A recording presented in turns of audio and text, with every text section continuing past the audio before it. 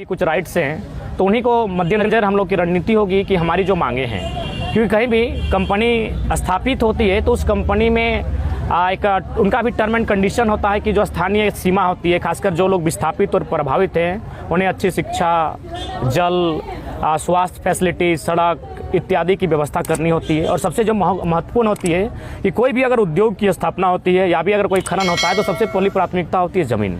और देश के प्रथम प्रधानमंत्री पंडित जवाहरलाल नेहरू ने भी कहा था कि आने वाले दिनों में जो ज़मींदाता होंगे वह राष्ट्र निर्माण के लिए अपनी भूमिका का निर्वहन करेंगे।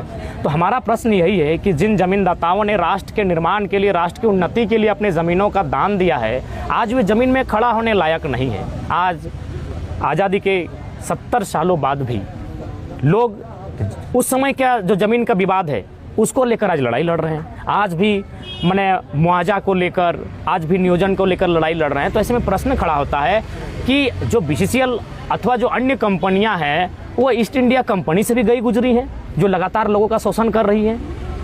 और यही नहीं, आप लोकतंत्र के चौथे स्तंभ के माध्यम से हम आपको जनाना चाहेंगे कि यहीं हमारे मध्य प्रदेश के सिंगरौली नामक क्षेत्र में NCL नॉर्दर्न कोल लिमिटेड नामक कोल परियोजना, ये कोल की यूनिट कार्य करती है। महाराष्ट्र में वेस्टर्न कोल लिमिटेड कार्य करती है। ठीक इसी प्रकार 8 यूनिट कार्य करती हैं। 3 यूनिट हमारे झारखंड में कार्य करती है। बाकी जो कोयला की यूनिट हैं जो अन्य राज्यों में कार्य करती है वो बहुत अच्छा नियम से और जो गाइडलाइन है उसको फॉलो करते हुए कार्य करती है। वो सबसे पहले जिस ज़मीन पर कोयला माने अनुमान है कि यहाँ कोयला की उत्खनन खनन होगा, वहाँ जाके एक सर्वे करती है। उस सर्वे के बाद जो स्थानीय लोग हैं, जो रैयत है, जिनकी ज़मीनें प्रभावित होंगी, उनको दूरी पर जाके शिफ्ट किया जाता है और एवरेज एक ज़मीन डिस्ट्रीब्यूट किया जाता है। और उस पर वे क्या करती है, कंपनी स्वयं मकान बना कर देती है। झारखंड के इतिहास में एक भी आप मुझे उदाहरण दिखा दीजिए जहां कंपनी ने विस्थापितों को मकान दिया है, चाहे डैम बनना हो या फिर सिंदरी प्लांट हो या BSL हो या इलेक्ट्रो स्टील हो या फिर कोयला की खदानें हो। एक भी उदाहरण आप हमको दिखा दीजिए जहां झारखंड में किसी कंपनी ने विस्थापित को या फिर जिसका ज़मीन लिया है, अधिग्रहण किया है, उसे घर बना कर दिया। तो ऐसा क्यों? आखिर झारखंड के लोगों के साथ ही क्यों इस प्रकार का क्रूर व्यवहार किया जाता है, जबकि झारखंड 40% खनिज संपदा पूरे भारतवर्ष को देती है। भारत की उन्नति में झारखंड का अहम योगदान है और उस उन्नति में जमीनदाता का योगदान है, क्योंकि जो खनिज निकल के सामने आता है वो किसी जमीनदाता की जमीन से निकल कर आता है। तो फिर ये अमानवीय व्यवहार झारखंडियों के साथ क्यों?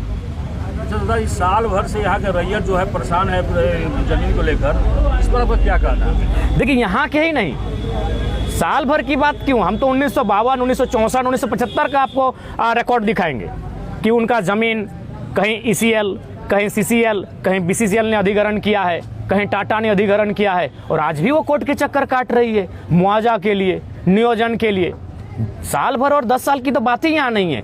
तो इसीलिए आज मैं जो भी BCL प्रबंधन है उनसे हम स्पष्ट संदेश देना चाहेंगे मीडिया बंधुओं के माध्यम से कि आपको समस्या क्या है, जिनकी ज़मीनें हैं उनको मुआवजा देने में क्या समस्या है, उनको नियोजन देने में क्या समस्या है, उनको फैसिलिटियां देने में क्या समस्या है, जिनकी ज़मीनों पर आपकी कोल परियोजना स्थापित है जिससे राष्ट्र उन्नति करेगा, आप उन्नति करेंगे और आपका परिवार उन्नति करेगा।